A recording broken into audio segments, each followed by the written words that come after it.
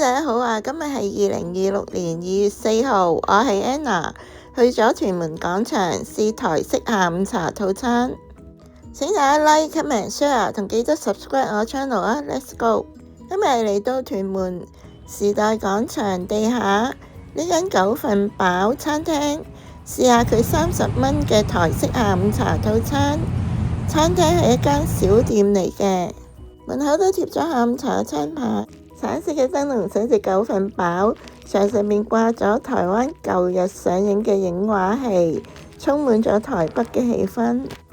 今日嚟試下 A 餐嘅牛腩米線加冬瓜茶，再加15蚊嘅鹽酥雞。冬瓜茶我要咗正常味，甜得過分。中式炆牛腩呢食得多啦，今次呢就試下台式嘅牛腩呢都幾瘦，同埋呢炆得都好腍。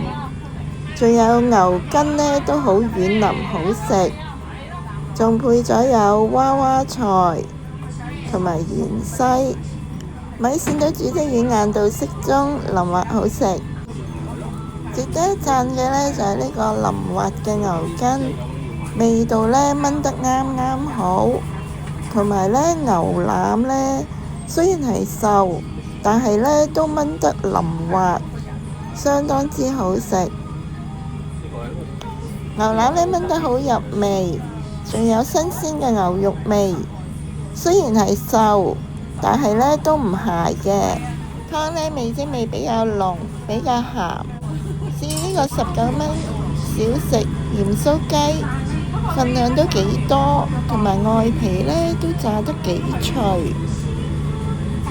上台呢就非常之熱到辣嘴嘅，味道調校得唔錯，但係冇乜雞味，裏邊嘅肉質呢又唔夠嫩滑。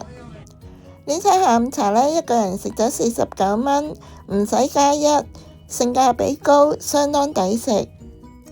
以下係各款下午茶餐、粉麵、小食同飲品，供大家作為參考嘅。今日分享係咁多啦，多謝大家收睇，我哋下條片再見啦，拜拜。